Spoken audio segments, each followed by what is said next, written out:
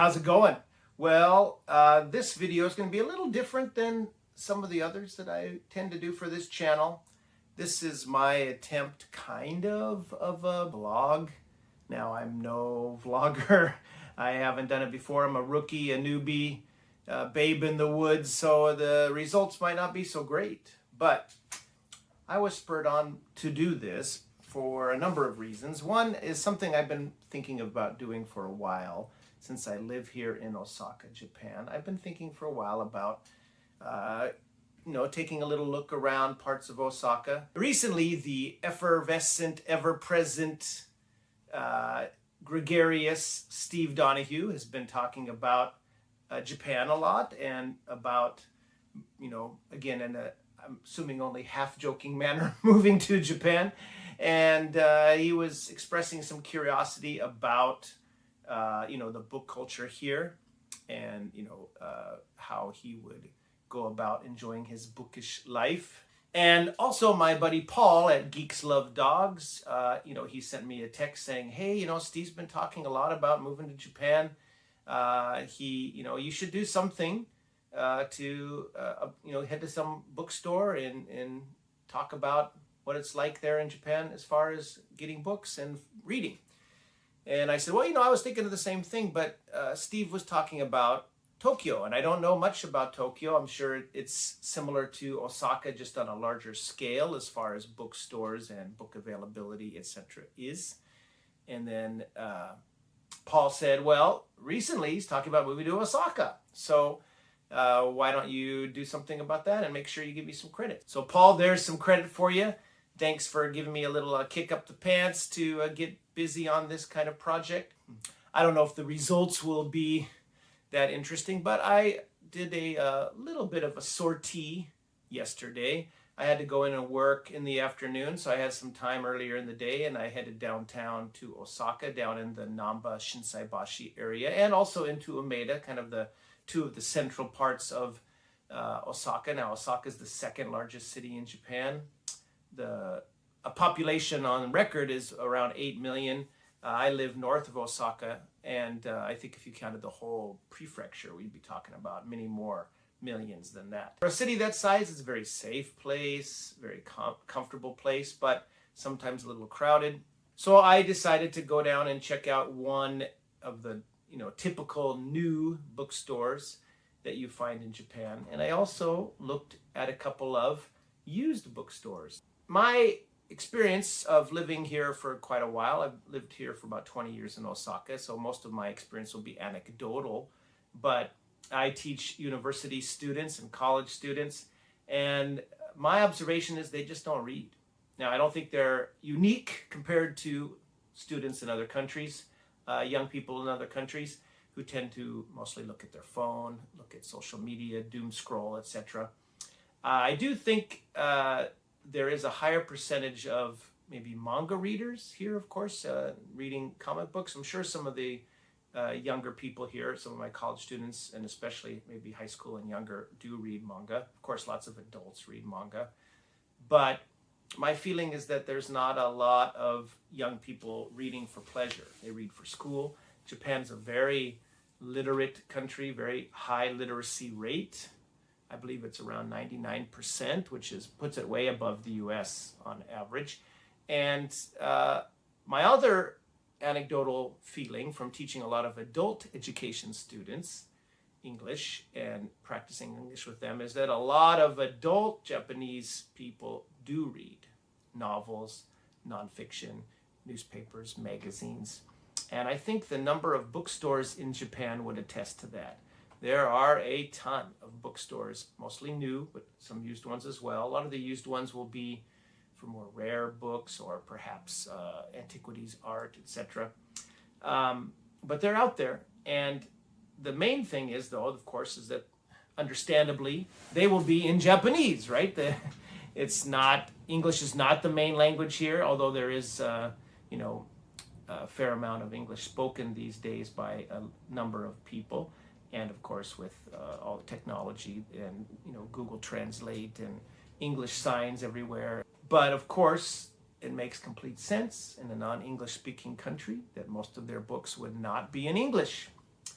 So if you are fluent in Japanese and can read kanji and hiragana and katakana, the main three alphabets of Japanese that Japanese people speak and write, if you're fluent in the reading of those, you could find all kinds of reading material. But English books and the more esoteric variety especially are a little hard to come by, which I've talked about before on the channel. The kind of books that I like to read, I like to cover kind of rare or older genre fiction.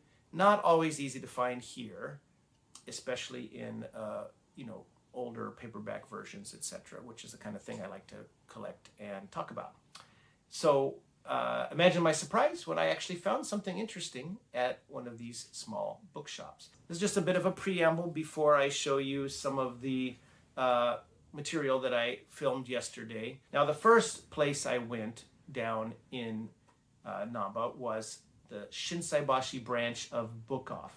Book Off is a chain that's kind of equivalent to a half-price books, although it's really kind of a misnomer having Book Off in the title. While the various stores do carry books for sure in their Book Off branches. Books are not predominantly really what you'll find in those. What you'll find much more are things like cards, games, CDs, physical media things, discs, albums, LPs, toys, and some books. Now, this Book Off branch in Shinsaibashi was reputed to have a pretty decent selection of English books, which was just not the case. Frankly, it was mostly junk. There were a couple of okay things in there for some kind of mainstream readers, I suppose, or readers of more modern, kind of airport reads. There were a few of those in there, but overall, it was bupkis really for me. It was not very interesting. Again, if you were looking for some other kinds of media, you'd probably find something of interest. There were quite a few foreigners in there yesterday, early afternoon when I was poking my head in the shop. And I don't want to totally decry Book Off because I have found something, again, long ago in the past, probably 15 years ago or more. I did find something pretty cool at one Book Off, not this store, another one pretty close near the Dotonbori Bridge in Osaka, in Namba, kind of another part of downtown Osaka, not far away from this one.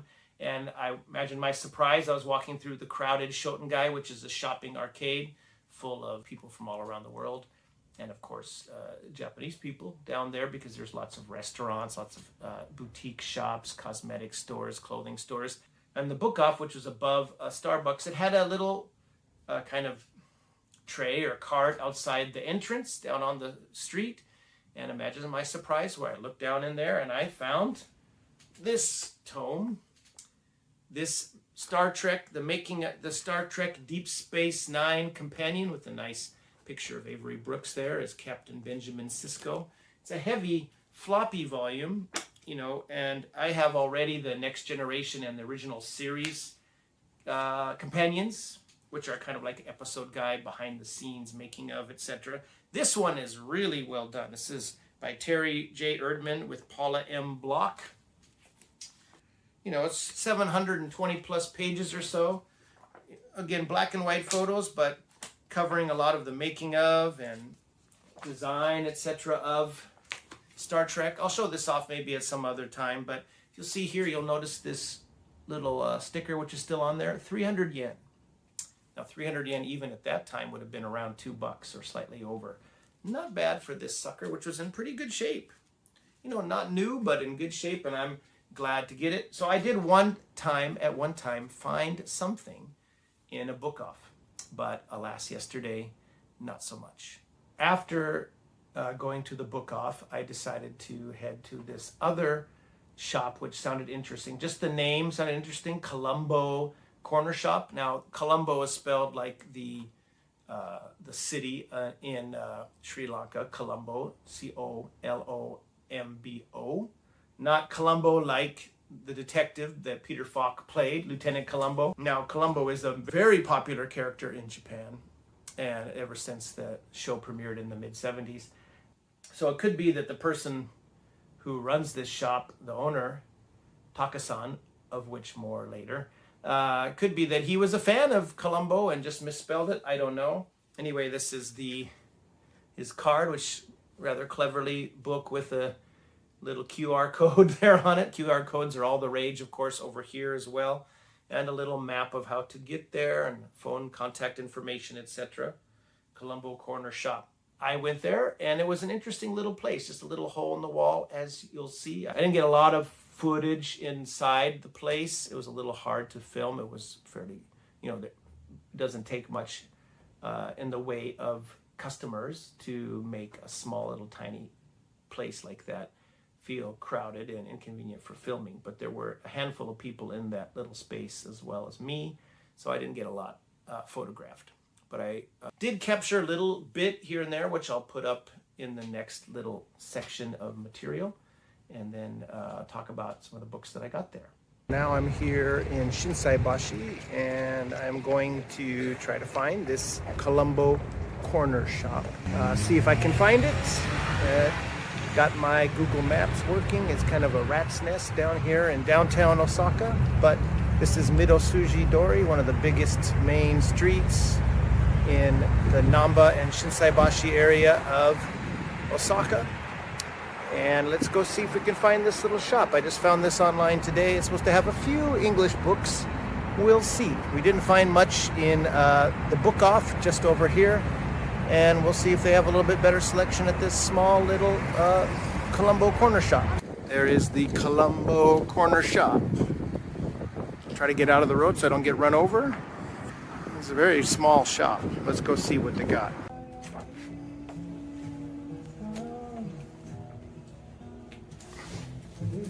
Well, on that little Colombo Cornershop place, I found some cool books. I walked in there, was looking around. It's a very tiny little shop, and of course he sells coffee as well, so it's kind of a, when there's a lot of people in there, it's kind of hard. It's like one single little room. First, when I walked in, I was looking around, didn't see much. I saw some interesting things, like some art books and stuff, and then I saw some interesting science fiction and fantasy books, just a few, sitting on the top of the counter in a pile. And I asked him if he had any more.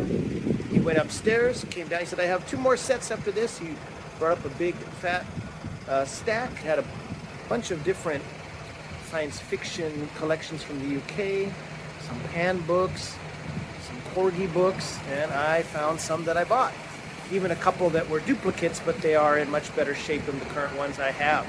So that turned out to be fairly fruitful. Didn't pay too much, paid about 7,000 yen. The guy took his time, the owner, his name is Takasan. Nice fella, good English. I found a cool Alfred Hitchcock suspense collection of stories that he said normally would be 500 yen, but he really liked it, so his price was 1,500 yen. So I said, well, maybe some other time. But these other ones came to about, most were probably in the $3 range for these books. Again, it might be a bit expensive for what some people could find back in the States in a used bookstore. But for here in Osaka to find this kind of stuff, which he said he got in the dealer's market in a big lot, that's pretty great. Now he has a couple other stacks. I'm gonna have to come back maybe next month, dig around some more, or in a couple weeks, we'll see.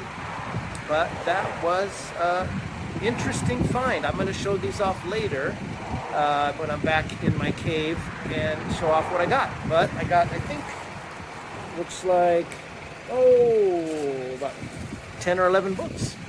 So not too bad. More than I expected. I did not expect to find much of anything, because whenever I go into bookstores, usually here, I don't find much like this, but once in a while, you get lucky. Now, after I left the Colombo Cornershop, I went on to Kinokuniya. I had moved on from Shinsaibashi to Umeda, several stops on the subway line, Midosuji line, from Shinsaibashi to Umeda. And Umeda is another kind of one of the 3 main big downtown areas of Osaka. We have Umeda, we have Namba, and we have Tennoji. And I didn't check any bookstores out near Tennoji, perhaps in another video. But on my way to work. I was, was getting time for me to go off to teach. I am on a extended break, semester break from my main university job, but I am still teaching a few classes at my other university that I teach at part-time, and there was a final class there yesterday. So on my way to work, I had a little bit of time left, and I poked my nose into Kinokuniya, the huge branch there in the Hankyu Umeda station area next to the Hankyu train station. And very, very busy place, a kind of common meeting place just right outside of the Kinokuniya there. Wasn't super crowded by its usual standards, as you'll see when I introduce the spot in the next little bit of video that I filmed yesterday. And hope you enjoyed us taking a little peek at a normal, I would say, larger than normal perhaps, but pretty much normal new bookstore. Kinokuniya is one of several big chain bookstores. There's also Junkudo and Maruzen, but I would say Kinokuniya, this one here in Osaka, is probably one of the biggest in the area for sure. And again, its English section, while, not terrible, is certainly nothing to write home about for, compared to something back in the States or in the UK or Canada or Australia or whatever. But, it's enough for the average expat to survive, I guess, over here and get some reading material. Okay, this is Kinokuniya behind me here, one of the chain stores. This is the big one here in Hankyu Umeda train station area, down here in the Umeda downtown part of Osaka. So let's go inside real quick and take a look at what's in the store. This is a typical new chain store, and not so interesting collection of English books, but a lot of Japanese books. And there are a lot of these Kinokuniyas scattered around Japan. So let's take a little look inside. Okay.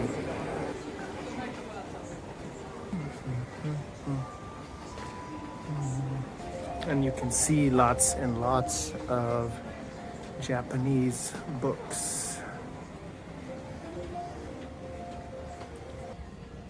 Obviously a very big store. Goes all the way down to that other side there.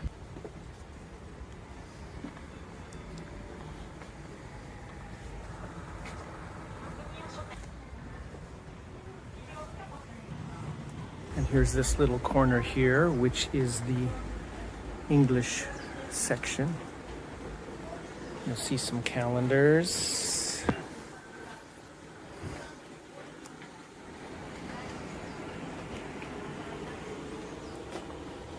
Mostly kind of airport reads. This series seems to be popular right now. Days at the Morisaki Bookshop.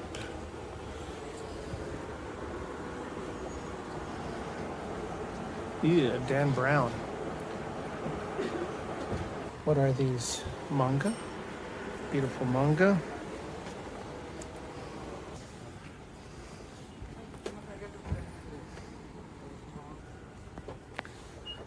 Lots of Christie.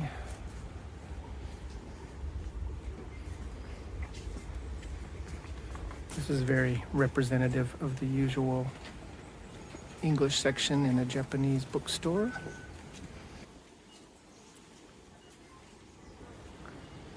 Kids' books section.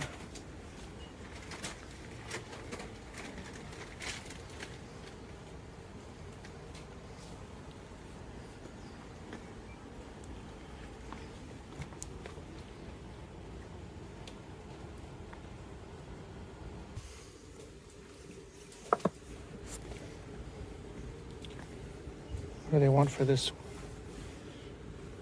2,000, almost 2,900 yen. Wow, expensive. Stephen King.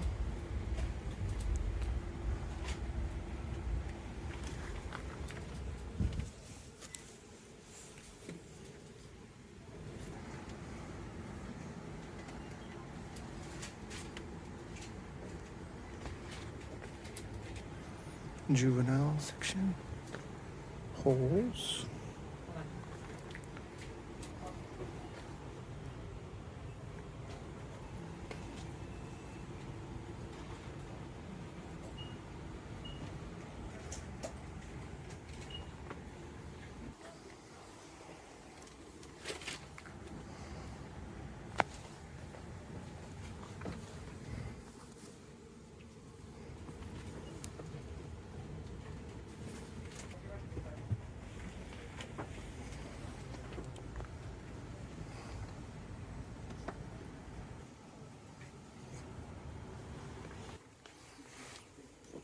Oh, he did a revised version. Well, you know. Lots and lots of children's readers and textbooks. The French section. Spanish and German.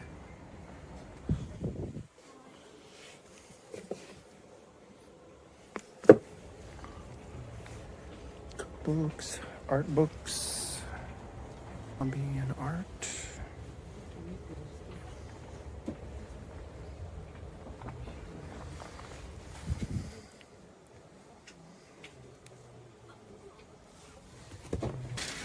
Picture books. Wow. A special Moomin Trawl display. Tiger's Guide. There you go, Steve. No problem there.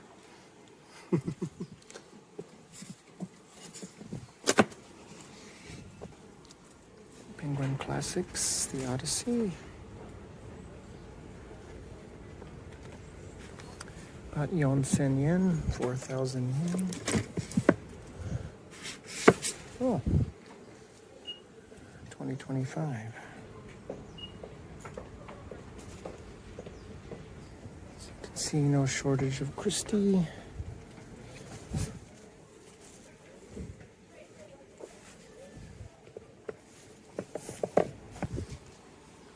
Dear Messiah. Floating World. We have always lived in the castle. Haunting of Hill House. Wouldn't mind buying an Andy Weir Project Hail Mary, but not with the movie cover. There's the damn Fourth Wing crap.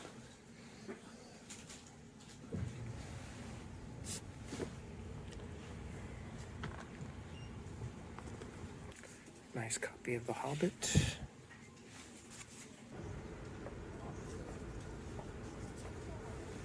Ooh, what do you know? Nice. I have this on Kindle.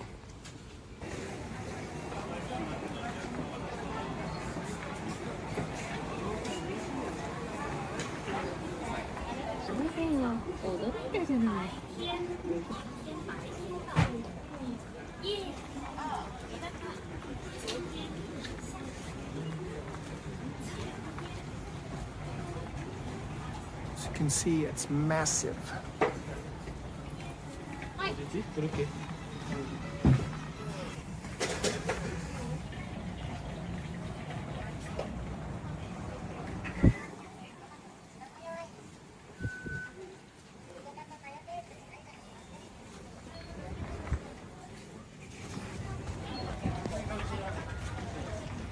And now we are out of the second side. So it's a massive, massive bookstore. If you read Japanese fluently, then you're pretty set for books, I'd say, in Japan. But for English books, it's a limited offering. Gotta find the little small out-of-the-way places, which I'll continue to search for and see what I can find. But that is Kinokuniya, probably the biggest, or one of the biggest chains in Japan, like I guess a Barnes & Noble equivalent. Obviously no coffee shop in there, but lots and lots of books. Not so many English books. Well, that does it for the vlog portion, the exterior filming, the OB, outside broadcasting, as the Brits might say, portion of this video. What I'm going to do now is show off, you saw a little tiny glimpse of them maybe in the Colombo Cornershop section of the video, but I'm going to show off what I got there. Now again, I'll show that picture of the stack that Taka-san, the owner, brought down to show me, and there were a few others that he had on a stack near his cash register area that got me wondering if he had more in the first place, and maybe he went upstairs and dashed upstairs either to his home, if it's up there above, I don't know, or just a storage area, and came down with a kind of ribboned up bundle of books. He said he had a couple more. Obviously I had spent as much as I had wanted to for that day, so I said I'll come back and check out his remaining stock next time. So I'll probably do that sometime later this month or early next. But let me quickly go through the haul portion of this, what I got from the Colombo Cornershop. Now, you might have seen photos already of two books that I got that I already own. The first one I got was this very, very nice condition copy of, this is a Dell paperback edition of Jack Williamson's Darker Than You Think, which is kind of, I guess, a dark fantasy werewolf story. Now, Jack Williamson is generally more well known, of course, as a science fiction writer.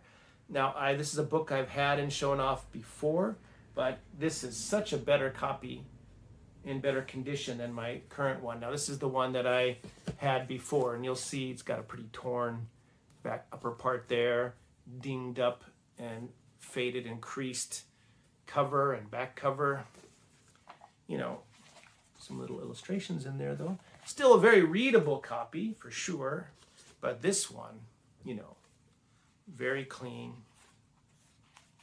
hardly read at all, in great shape. And by the way, the cover art is by Rowena Morel. So you can see kind of a cool depiction of a were transformation, transforming into a, looks like a were tiger really, or a were cat of some kind. So I'm glad to get that one. It was roughly $3, $3.15 equivalent in Japanese yen. It was 500 yen. Dell SF Fantasy. You'll see that little logo there. And I guess that's science fantasy is probably the closest description of this book. I haven't read it, but I am very intrigued to get it and get into it. It's quite long. It's, you know, it's over 315 pages, 319. So it's a pretty lengthy book for this writer, I think, Jack Williamson. I don't think he wrote a lot of super long books, at least in my knowledge. Could definitely be wrong. I haven't read a lot of Jack Williamson, but that was a no-brainer to replace. Now, I also came across this great, cool collection of Solomon Kane stories with the lovely fold-out cover. Solomon Kane, The Hills of the Dead. Now, I already have a copy of this, which I've shown off in the past. And my previous copy wasn't in poor shape whatsoever, right?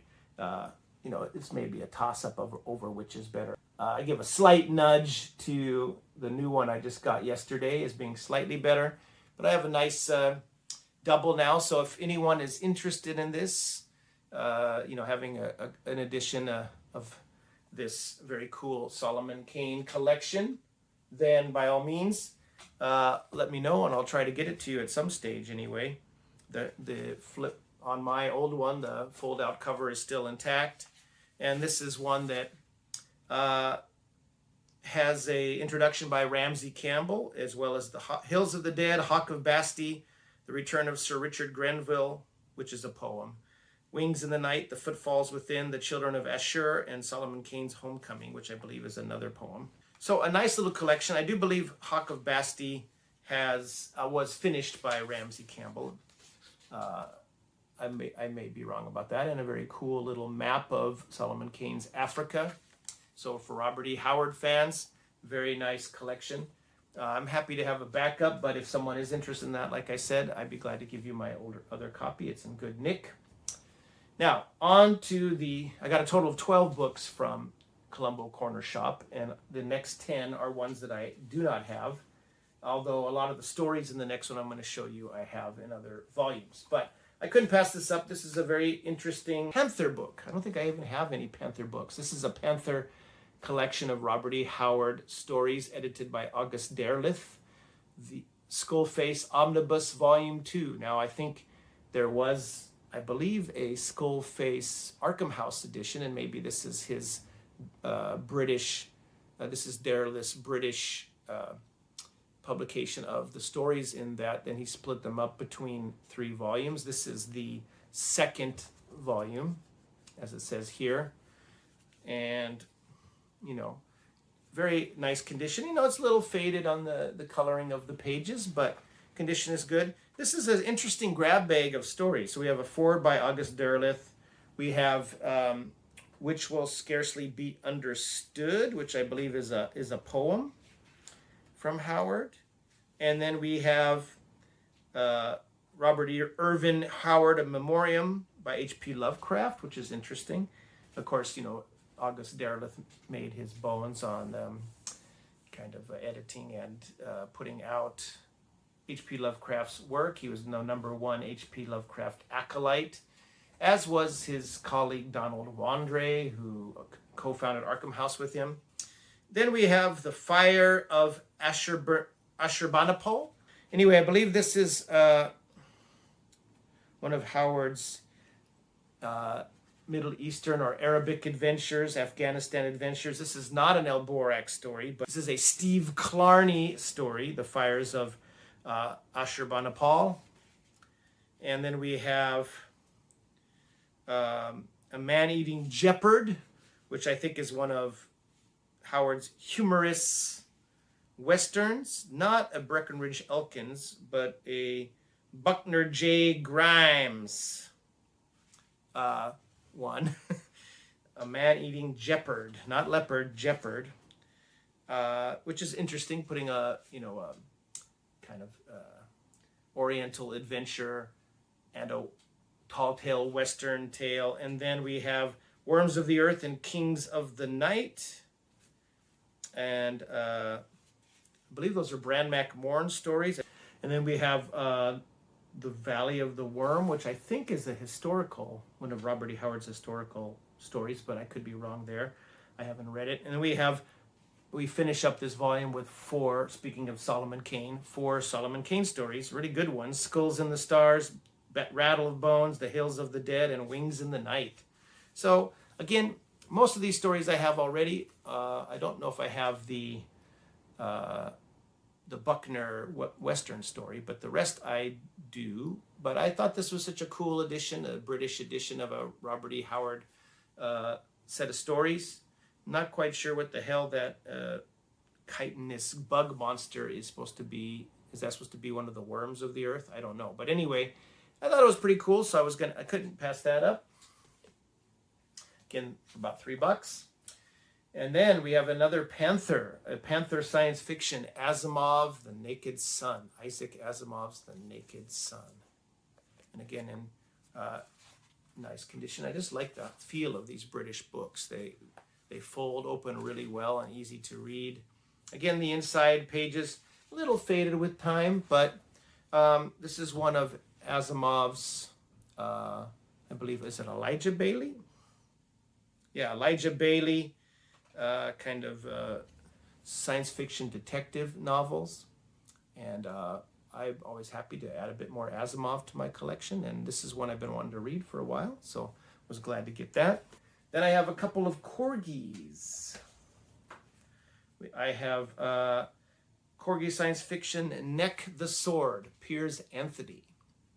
Now, Piers Anthony, I know mainly from his kind of humorous or satirical Xanth, long-running Xanth series of fantasies, of comic fantasies. I read several of those back when I was a teen. But I haven't read any of his science fiction. I know he did write some science fiction, especially earlier in his career. I believe this one was published in 1975. In Great Britain, anyway. I'm not sure when it was printed in the United States. And pretty cool. This one was a little more expensive, about $6, but I said, oh, what the hell. There were some books I had left behind that I would have liked to have bought, but I just didn't want to spend too much at that time. Here's another corgi. It's a little more faded cover. It's got kind of an interesting texture on this cover. This is the Corgi SF Collector's Library, Intangibles, Inc. and Other Stories by Brian Aldiss. Nice purple cover. Now, it looks a little, beat up and faded, but it's quite a strong, sturdy cover. It's got this kind of interesting texture to it. And I'm not sure who did the cover art of that. It's basically 5, I guess, novelettes or stories. Weirdly enough, they don't give any number for the first story, The Neanderthal Man. There's no page 1. It's just nothing right there. So we have Neanderthal Planet, or Neanderthal Planet, Randy's Syndrome, Send Her Victorious, Intangibles, Inc., and Since the Assassination. So Brian W. Aldiss, there's no W in his name here.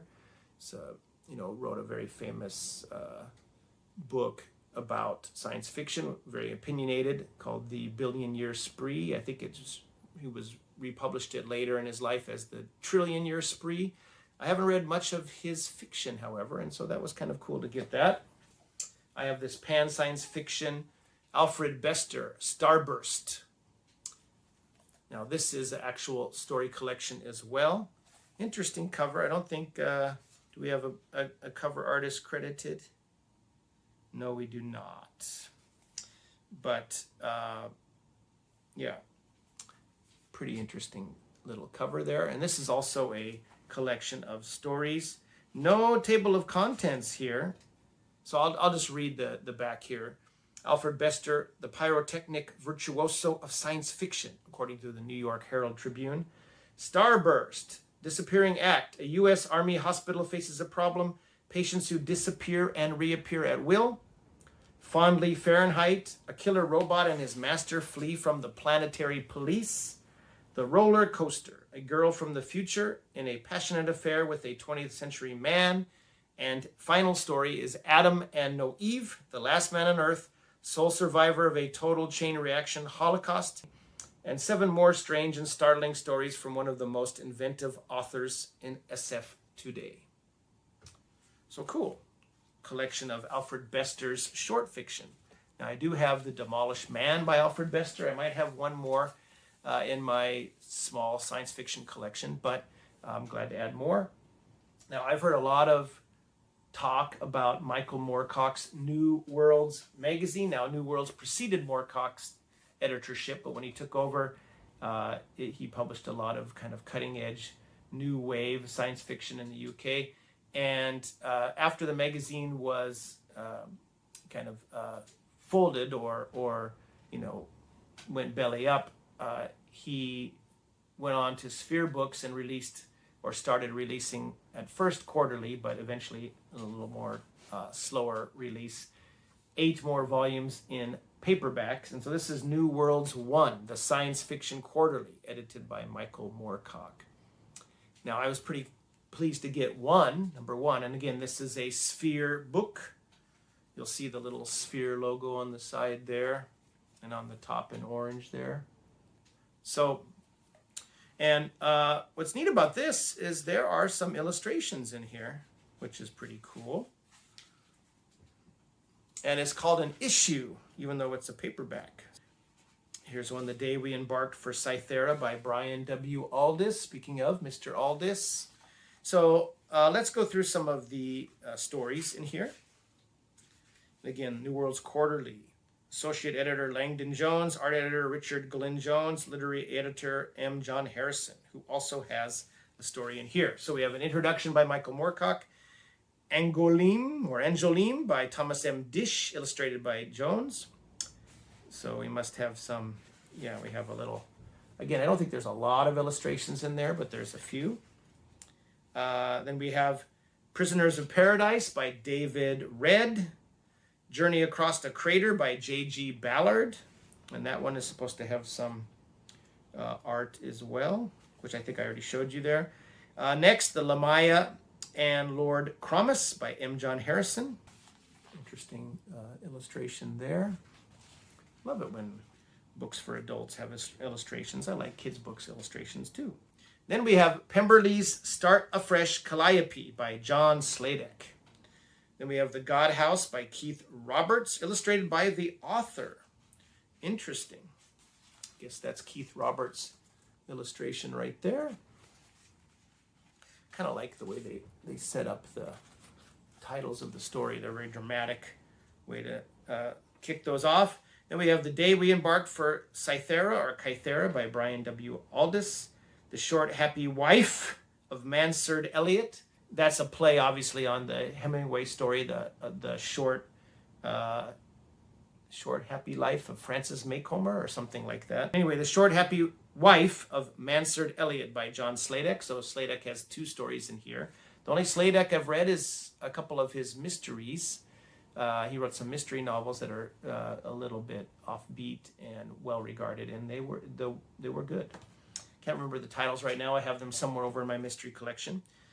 Let's see. Then we have another Ballard story, A Place and a Time to Die, Exit from City 5 by B.J. Bailey. We have a little illustration there as well. Not all of these stories are illustrated, but some are. And Literature of Comfort. This is an essay by M.J. Harrison, so M. John Harrison. Maybe talking about science fiction or the new wave. I'm not quite sure. It's got an illustration there. And then it's finished up with a little section about the authors, where it's talking about the different authors. So I thought that was pretty cool. I've been curious about Moorcock's New Worlds. There's no story by Moorcock himself in here. He just edited it. But I'm glad to get this one. And of course, some British editions are always cool to come by. I have here a tandem book. This is The Dragon by Jane Gaskell. Now, I don't know much about Jane Gaskell, but she's apparently she was a British fantasy writer. And she published several standalones, and she also published the Atlan Saga, which was 5 novels. I think the first one was called The Serpent. It was split into 2 books, The Serpent and the Dragon. So this is the second in the 5 books. The other subsequent ones were called Atlan, The City, and Some Summer Lands. And this seems to be a heroic fantasy, sword, sorcery sort of story. Seems pretty cool. Sija, the beautiful princess and goddess, and Smahil, her fellow hostage, have fled from the clutches of the relentless Zerd. But the dragon general is on the march. Continents shake at his tread. Cities lie open to his warriors. And there is no escape for Sija, either in the teeming warrens of the southern city or amid the decadent splendors of the temple court. Now another fate is laid on her. She alone can thwart Zerd's schemes of conquest. He threatens Atlan, mysterious sorcery-guarded land beyond the world's horizon, and Atlan must be warned. Fabulous monsters, bandit hordes, and malignant wraiths beset Sija's flight, and always at her heels are Smahil, half-loved, half-loathed, and Zerd, whom she is destined to destroy. So, sounds pretty cool. Again, it's in decent enough nick. Again, some of these are older, but cool. That was another $3 book. I don't have any Eando Binder. I'm not sure if it's Binder or Binder. I'm going to go with Binder probably. But this one, so I had to get this one. This is Menace of the Saucers. It's an interesting cover there. And this is I believe now we're into some American editions. This is leisure books out of New York City. It's got an interesting OPS, Oceanic Press Service stamp on the inside there. And down here, Galactic Vigilantes battle the Morlians for control of Earth. Look at how close to the edge there that this text is. Interesting. War of the Saucers. Smith was a writer of science fiction stories. Now, incredibly, he was witnessing the real thing. Traveling silently at immense speed, its mirrored sides flashing, the saucer swooped in for a landing on Earth. Then as he watched, another saucer appeared in the sky and the dog fight began. Aliens from beyond known space were battling for control of the Earth. Menace of the Saucers.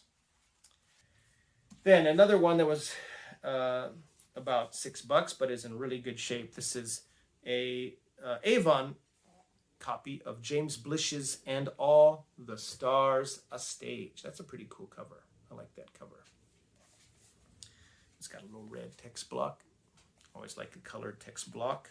This one is really nice condition. Of course, Blish, I have his Best of Science Fiction collection. I also have, I believe back in the States, I have a hardback science fiction book club copy of A Case of Conscience by him. Maybe even Midsummer Century. I haven't read a lot of Blish, a couple of the short stories, including his werewolf story, There Shall Be No Darkness, which is a very cool kind of werewolf story with a bit of a science fictional bent. But this one, An Epic Journey Across the Galaxy Searching for Survival, and All the Stars a Stage. I don't think we have a credit for the cover. Most of these books are not doing good on that front. when the sun explodes. All life will end. No one will survive the blow up except the men and women who crowd into a few starships and fly away into space while there is still time to look for a new home in the infinite void, a new planet on which to settle. Jorn, unskilled, unemployed, seemingly a reject from society, finds that he has what it takes to become one of the brave survivors, blasting off in hastily built ships that have never flown before. Jorn and his companions begin a long search threatened by repeated disasters and despair, but ultimately leading through to an unexpected climax for which no one is prepared. James Blish, creator of the Cities in Flight tetralogy and author of award-winning science fiction for nearly 30 years, has created an epic chronicle of an amazing voyage. Now, James Blish, also known for writing short story adaptations of classic Star Trek episodes. And finally, I believe Richard at Vintage SF reviewed this one a while back. I'm sure some other booktuber pals of mine have checked this one out as well. But I thought this was a cool signet version of Jack of Shadows by Roger Zelazny.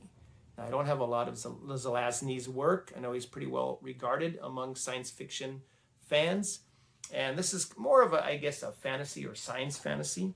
Again, it's got a little bit of, fading inside, but and the print is, it's seen better days as far the pages inside have seen better days, but the binding is sharp, strong, tight, good quality. Cover looks good. Interesting painting on the cover. Do we have a credit for this one?